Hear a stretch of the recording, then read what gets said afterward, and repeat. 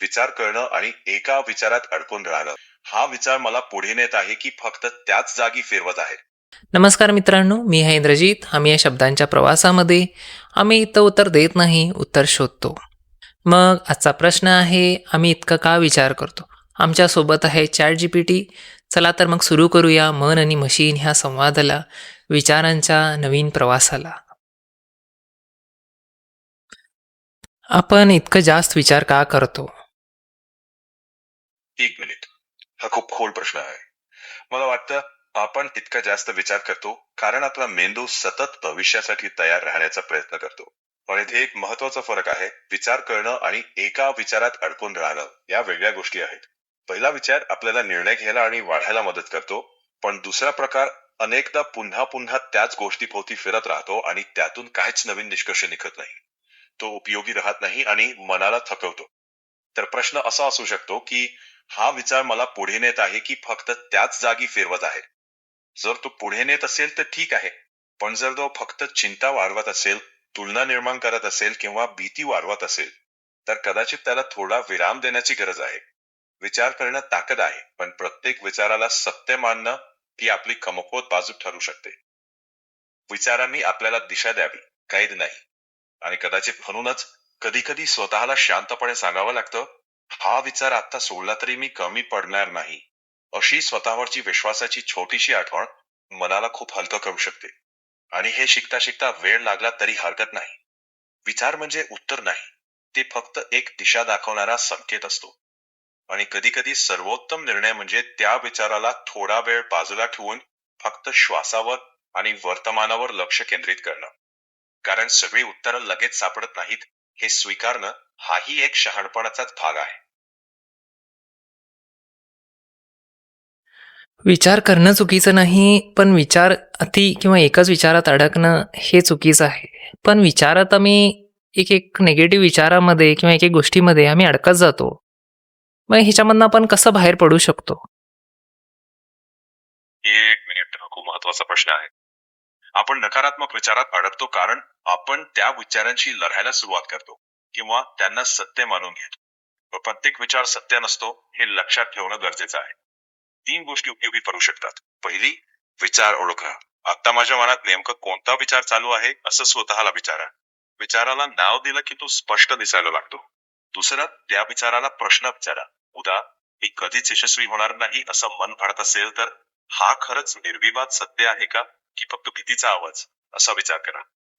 तिसरं आणि कदाचित सर्वात महत्वाचं, विचारातून कृतीकडे जाणं. कारण कृती आपल्याला पुढे नेत असते.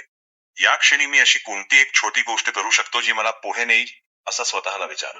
लहान कृती ही मनात अडकलेल्या विचारातून बाहेर काढू शकते. सोपं सांगायचं तर, नकारात्मक विचारांशी लढू नका. त्यांना समजून घ्या, त्यांची चौकशी करा आणि मग कृतीकडे परत या. शेवटी विचार आपलं भविष्य ठरवत नाहीत, तर त्या विचारांनंतर आपण काय करतो ते भविष्य घडवतं. बरेच ठिकाणी आपण कृती करू शकत नाही किंवा बऱ्याचशा गोष्टी आमच्या हातात असत नाहीत. मग तिथं फक्त आपण विचार करू शकतो किंवा अतिविचार होतो. त्या जागेला आपण काय विचार करायला पाहिजे किंवा कसं त्याला हँडल करायला पाहिजे? एक मिनिट, हा खूप वास्तववादी प्रश्न आहे.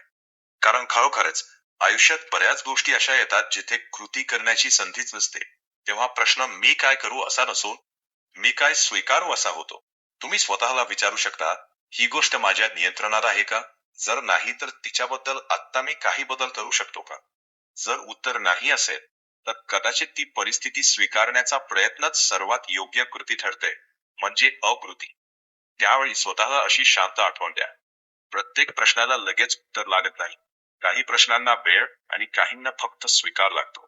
आणि कधी कधी सर्वात योग्य पाऊल म्हणजे कोणतंच पाऊल न उचललं, फक्त घाई न करता स्वतःला थोडा वेळ देणं.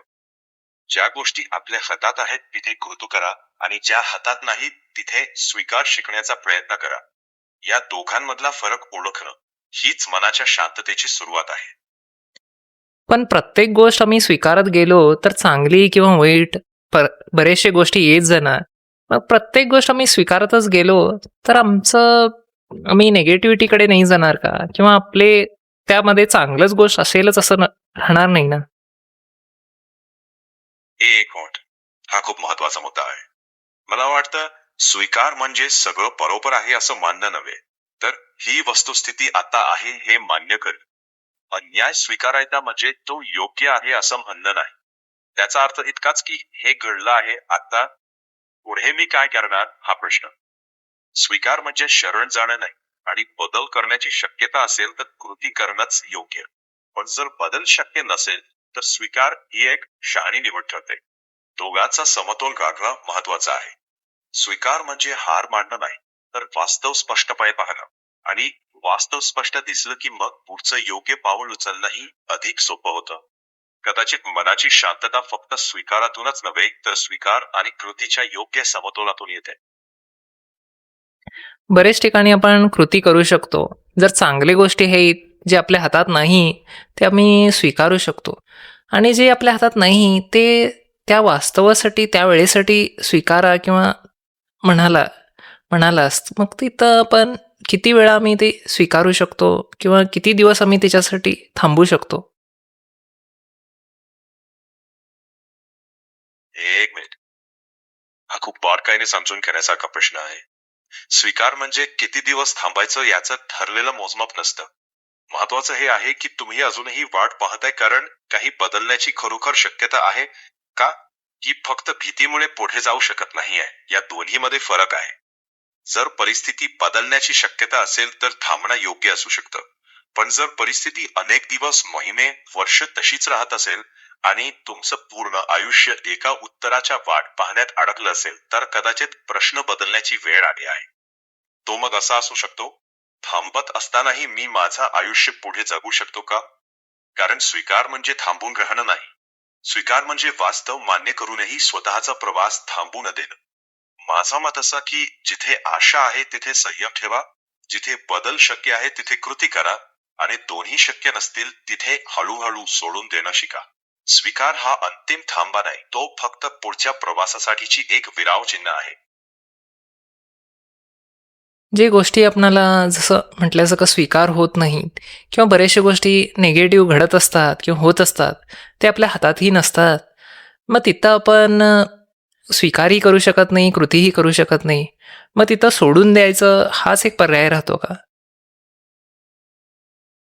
एक मिनिट, हा खूप प्रामाणिक प्रश्न आहे. मला वाटतं इथे एक चौथा पर्यायही असतो जो आपण विसरतो. त्या वेदनेसोबत काही काळ जगायला शिकणं. कारण काही गोष्टींना ना लगेच स्वीकारता येतं ना लगेच बदलता येतं. असा दबाव स्वतःवर टाकू नका की मला हे लगेच स्वीकारायलाच पाहिजे. त्याऐवजी स्वतःला एवढंच म्हणा, आज मला हे पूर्णपणे स्वीकारता येत नाही आणि तेही ठीक आहे, पण मी या एका अनुभवामुळे माझं पूर्ण आयुष्य थांबवणार नाही. स्वीकार ही प्रक्रिया आहे, एका दिवसात होणारी गोष्ट नाही. म्हणूनच जिथे कृती शक्य आहे तिथे कृती करा, जिथे स्वीकार जमतोय तिथे वास्तव मान्य करा, आणि जिथे दोन्ही शक्य नाहीत तिथे स्वतःला वेळ द्या. काही वेदना वेळ, अनुभव आणि समज आल्यावरच हलक्या होतात. मला असं वाटतं की कदाचित या संपूर्ण संवादाचा सार असा, स्वीकार म्हणजे प्रत्येक वेदना लगेच सोडून देणं नाही. काही वेदना आधी समजून घ्याव्या लागतात, त्यांच्यासोबत काही काळ जगावं लागतं, आणि मग एक दिवस लक्षात येतं ते आपल्याला धरून नाहीत, आपणच त्यांना धरून होतो. मग ह्याच्यासाठी आपण काही काही काही थेरपी किंवा काही प्रॅक्टिकल वेज आहेत का? किंवा काही सोल्युशन्स असे आहेत का? आम्ही डेली रुटीनमध्ये जी गोष्टी चेंज करू शकतो, की हे गोष्टी कमी होऊ देत किंवा आपण अतिविचार करणं कमी करू शकतो. ह्याच्यासाठी कुठले आपल्याला एक मिनिट. हो, नक्कीच. फक्त विचार थांबवण्याची नाही तर विचारांशी नातं बदलण्याची सवय उपयुक्त ठरते. काही सोप्या सवयी: दररोज 5-10 मिनिटं विचार वहीत लिहून काढा. लिहिल्याने मनातील गोष्टी थोड्या स्पष्ट दिसू लागतात. दुसरं, काय माझ्या हातात आहे आणि काय नाही अशी 2 कॉलमची यादी करा. पहिल्यावर कृती करा, दुसरा स्वीकारा. तिसरा, ठरलेला विचारांचा वेळ ठेवा. दिवसात मध्येच अडकण्यापेक्षा संध्याकाळी 15 मिनिटं ठरवा आणि स्वतःला सांगा, हा विचार मी माझ्या ठरलेल्या वेळेत पाहिन. असं केलं की बऱ्याचदा तीव्रता कमी होते. चौथं, शरीर हलवा. 10 ते 20 मिनिटं चालणं, हलका व्यायाम किंवा योगा. शरीराच्या हालचालीने मनही मोकळं होतं. शेवटी, जर अतिविचार खूपच जड होत असेल, झोप, काम किंवा नातींवर परिणाम करत असेल तर मानसोपचार तज्ञ किंवा समुपदेशकाशी बोलणं ही एक चांगला पर्याय आहे. अतिविचार कमी करण्याचा प्रयत्न करत बसण्यापेक्षा विचारांनी तुमच्यावर चालवलेलं नियंत्रण हळूहळू कमी करण्याचा सराव करा. विचार येणं थांबणार नाही, पण प्रत्येक विचारामागे धावायचं की नाही हे हळूहळू तुम्ही शिकू शकता. थँक्यू. मी ह्याच्यावर काम करेन. छान. या संवादातनं एक कळालं की ChatGPT असं म्हणत आहे की आपण अतिविचारामध्ये 2 भाग करायला पाहिजे. एक तर आम्ही एकावर कृती करू शकतो, आणि दुसऱ्यावर आम्ही त्याला स्वीकार करू शकतो. स्वीकारामध्ये पण 2 गोष्टी असू शकतात. जे चांगले आहे ते स्वीकार करू शकतो आणि जे जे निगेटिव्ह आहे त्याला एकतर सोडून देऊ शकतो किंवा त्याच्यासाठी थोडा वेळ देऊ शकतो. वेळ थोडे दिवस देऊ शकतो किंवा मनाची तयारी करावं लागेल की थोडे दिवस आम्हाला थांबावं लागेल किंवा विचार करूया किंवा हे आत्तापुरती असं आहे. आणि जे तरीही होत नसेल तर त्याला सोडून द्यावं लागेल आणि त्याच्यापासून मोकळं व्हावं लागेल. आजच्यापुरती किंवा आजच्या दिवशी ह्याचं उत्तर असं असू शकतं की आपण कृती करायला पाहिजे, नंतर स्वीकार करायला पाहिजे, नंतर थोडा उशीर त्याला वेळ द्यायला पाहिजे. त्याच्यानंतरही होत नसेल तर त्याला ह्यानी सोडून द्यावं लागेल.